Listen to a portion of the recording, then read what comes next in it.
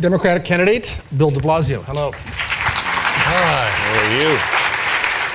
You're generally considered the most liberal candidate here, at least on the Democratic side. So that means you would be willing to commit to a 1% support of the arts. Very clever construct. I give you a lot of credit. It's true that I am liberal. I am the most progressive candidate in the race, and I also want to say I am a WNYC listener, so being on stage with Leonard Lopate, I'm getting kind of a thrill here. Look, here's the reality. I think this is a city profoundly determined by our artistic and cultural life. I think there's a lot we can do to protect and enhance it. But I also like to be, I am a progressive, but I can count, and I like to be honest with people about the fact that we have a very serious problem in the next few years. I think this is going to be a different discussion. I would like to believe in a year, even, or two. But with all of the city labor contracts open simultaneously, and fiscal challenges of a type we have not seen before. We have seen very profound fiscal challenges and deeper ones before, but we have not seen this particular problem of having every labor contract open at once and the challenges that creates. I have tried to consistently say on any major funding commitments that I don't feel comfortable making them. I do feel comfortable saying that there's a lot we can do in the here and now, and especially over a few years of build-out, to enhance the cultural life of the city, whether you're talking about the plan I've put forward for a tax on the wealthy for early childhood education and after school. It's a tax on people who make $500,000 or more, and the after school component is a place where we can fundamentally reintroduce arts and culture and music back in the public school system on a higher level. It's something we've basically started to lose profoundly during the fiscal crisis of the 70s. I think the reintroduction begins with the after-school program I've proposed. I think we can do a lot more to protect the cultural sector here, including a lot of artists, musicians, et cetera, who are not high income, which is the history of New York City.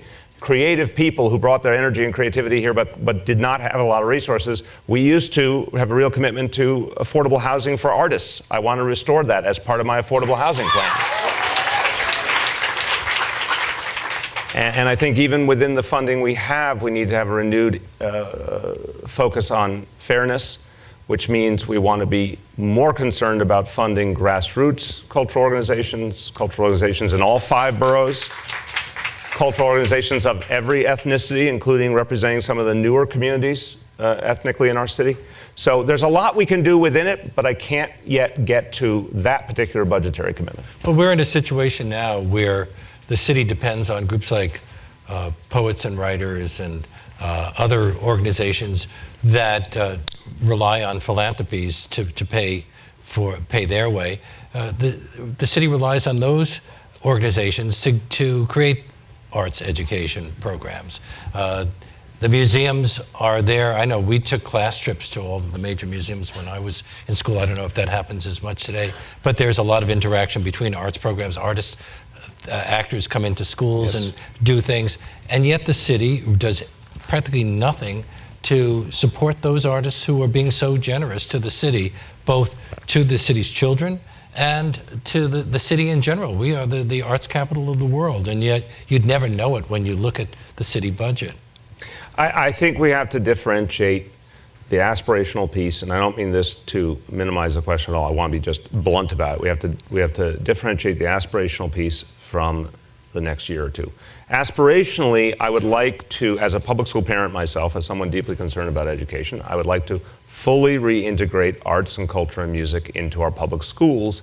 I think that is crucial, not just for providing a well-rounded education. I think there's ample evidence that cultural education brings out part of a child's capacity, motivation, connection to the society around them that really deepens their ability to learn on many other levels. And I think this is something a place we have been in the past that we need to get to again. And it's a resource question. I'm not daunted by it. I think over time we can put together the resources. So I differentiate that kind of vision from what I think we can do in the here and the now. And I think two pieces are front and center in my vision. The tax on the wealthy for the after-school plan, because if we're going to provide after-school for every middle school child who needs it in this city, that's my plan. I am convinced that the way after-school works, you need an arts and culture element, and you need a recreation element to make the whole thing work, the tutoring and the homework help and everything else work. So it's a natural growth area. And then again, the affordable housing piece, my plan, 200,000 units over 10 years. It's a very different approach than the Bloomberg approach. It is predicated upon requiring the real estate industry to create affordable housing using the power of this city government and all that we control and all that the real estate industry needs of us to be able to do its work and make its profit, raising the bar on what we need back as a public sector. But again, within that, recognizing that artist housing, housing for the cultural sector was profoundly positive and productive for the city, and we have to start down that road again. So I know some of the things we can do in the short term.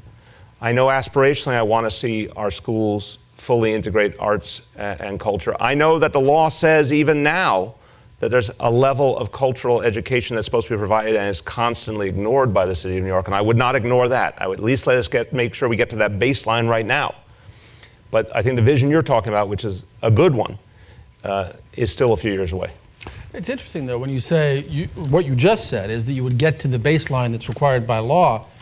Well, that would be an expensive baseline to get to, wouldn't it? And therefore, despite this unprecedented next 2 years of the open labor contracts, you'd have to shift a substantial number of tens or perhaps hundreds of millions of dollars into the arts education budget of the Department of Education. Well, that's one way of looking at it. The other way of looking at it, of course, here's the first conundrum. The law is the law. It's not optional. It has been. It has been, but it's I know we're jaded New Yorkers, but it's actually not supposed to be optional. The law is the law.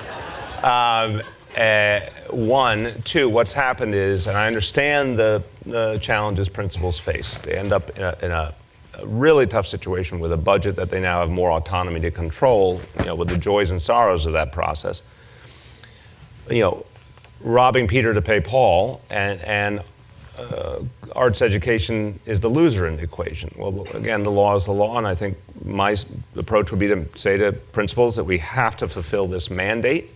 We're going to work with you at City Hall and at the Tweed Building to provide any kind of support and relief we can, but we have to fulfill this mandate. Maybe there's some creative ways to do it, working with nonprofits and other outside groups. But you just can't take it lightly, not just because, one, because it's law, but two, because, again, as a parent, I have seen the multiplier effect. Now, I'm going to embarrass my son, Dante. Is that you over there? Where is he? My son, Dante, is sitting over there. You can see from his hair. And you've named him after a writer. And I named him after a writer, the greatest of writers. But Dante went to MS-51 in Brooklyn, like his sister Chiara. They were in a drama program. And they may deny it now, but it has shown in many ways since, at the middle school level, to be in a drama-centered program, I think brought out in them a lot of other capacity. Obviously, we could start with public speaking, at which Dante excels, but we could talk about, confidence and presentation and a sort of thoughtfulness about how to prepare. And a lot came out of it. There were sort of life skills, not just enhancement of the rest of education, but life skills, you could argue. So I understand the power of it. So the law first, but also I think there's a great multiplier effect. I couldn't agree with you more, but I'm interested in what I think you're saying about following the law, which seems to, in terms of how much you have to dedicate, how many classes in all the various major arts realms you have to have, and so forth. I think you're saying if the education budget pie is pretty much set and we're not going to expand that, other pieces of that pie are going to have to be trimmed off to make that arts slice bigger. And we have to make the arts slice complement the other pieces better, because I do think there's a natural complement. I don't think the arts requirement is exactly massive right now, let's be clear. It's the law, but I don't think it is calling for the kind of pervasiveness a lot of us would like to see. But I think it's a level we can attain in the short term. I think we're obligated to. Can I jump in just for a moment with a follow-up? Please. You worked for Mayor Dinkins. You were a staffer and then became assistant for community affairs at City Hall. Didn't the Dinkins administration cut funding for the arts from the higher levels that had been provided by the Koch administration? Well, I can't speak to everything that the administration did, but I can tell you That that is a past record. No, again, I didn't happen to be the person who got to make that decision, is what I'm trying to say. But I can. Wouldn't that have been nice? But I think the fact is, no, there's no question, it's been a steady pattern of cut. But I guess I think that I'm going to just editorialize here. I think the purpose of this forum, rightfully, is to force candidates to think about the issue and take their initial stances, and then think about, where we need to go from there.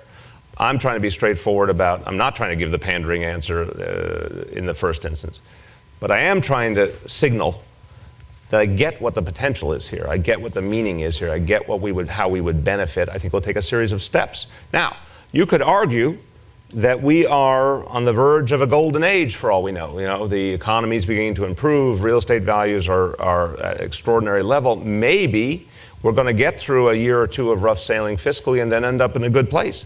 Maybe we're not. I never go to sleep at night assuming it's going to be a glorious time. But I think these questions, to some extent, will be determined by the state of our city economy and what kind of revenue we bring in. In a good revenue dynamic, this would be, to me, a priority, because I understand both, morally, essentially what it means to the city, but also the kind of multiplier effect it could have, particularly in our schools. Bill de Blasio, thank you very much. Thank you. Thank you.